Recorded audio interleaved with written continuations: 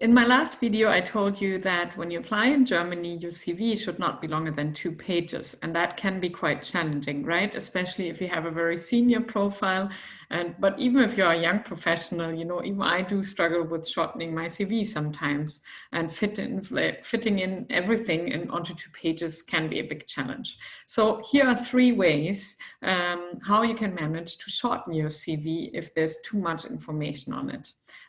First, I really advise you to check once again what the German application standards are, because there are elements which we don't use in Germany, which are very, very common in other countries. Let me just give you one example. Professional summary, which is a kind of module, I think, which is often used in the US, for instance, also in India and other Asian countries. You have this kind of module where you give a short introduction of yourself with a kind of, 3 to 5 sentences explaining who you actually are, highlighting the most important points. We don't have this summary on our CV. Saves you a lot of space, right? Because we have a formal cover letter, which I know is a big hassle as well, but you don't need a professional summary on your CV. And we also provide less personal data. So for instance, I have seen people listing their, religious group they belong to, family status, and so on. So we don't really use this over here. So there is a lot of information you can leave out, and that saves you space. Then second, you can also reprioritize and restructure your content, or also only list selected content, right? So when I talk about reprioritizing or listing selected information, what I mean is that if you are very senior, you don't have to list everything you have ever done, right? Because it may not be relevant for the position you're applying to.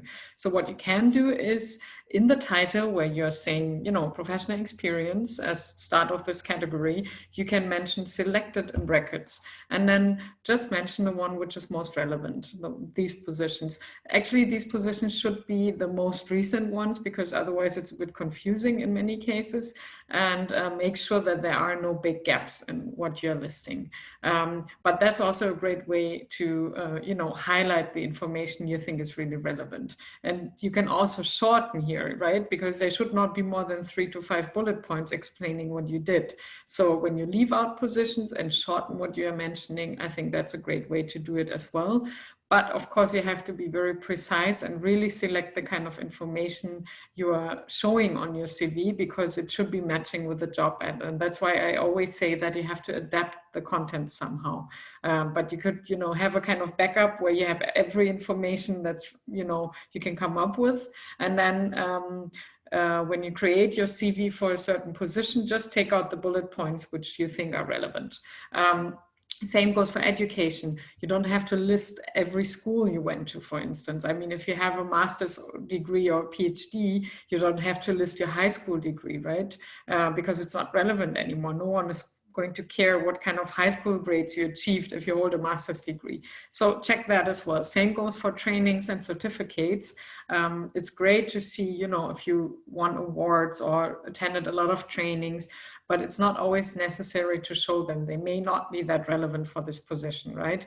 And here it's better to leave some things out instead of risking that the recruiter is overwhelmed by all the information you're showing and is not able to figure out what's most relevant, or whether you're actually, suitable for this position you're applying to. So that's what you want to achieve. You want to achieve that, when the person screens your CV and only has a few minutes, this person is able to figure out that, this is the best candidate and I really want to get to know this person.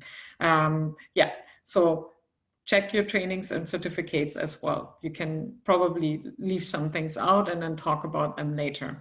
And then the third advice I would like to give you is that there are also ways to restructure your layout, right? And restructure information, as I already mentioned. So for instance, you could move personal data to the footer of your CV and then shorten the upper part, because we don't need that much personal information anyway. So you could just mention your name and your age and your location in the upper part, and then list your contact information in the footer, and then use the same footer for your cover letter as well.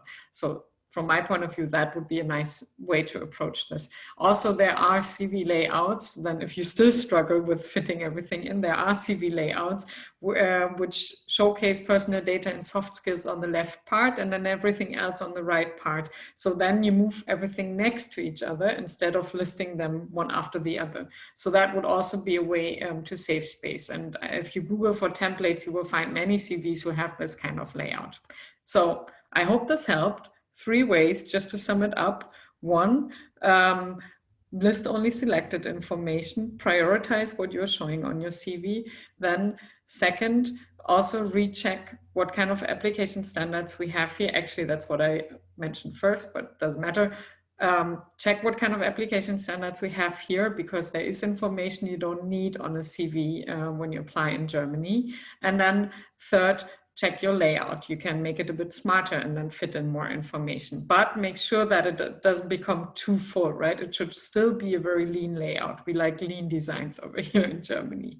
Yeah, so that was it. 3 ways to shorten your CV. All the best. Hope you will manage, and stay tuned on our YouTube channel.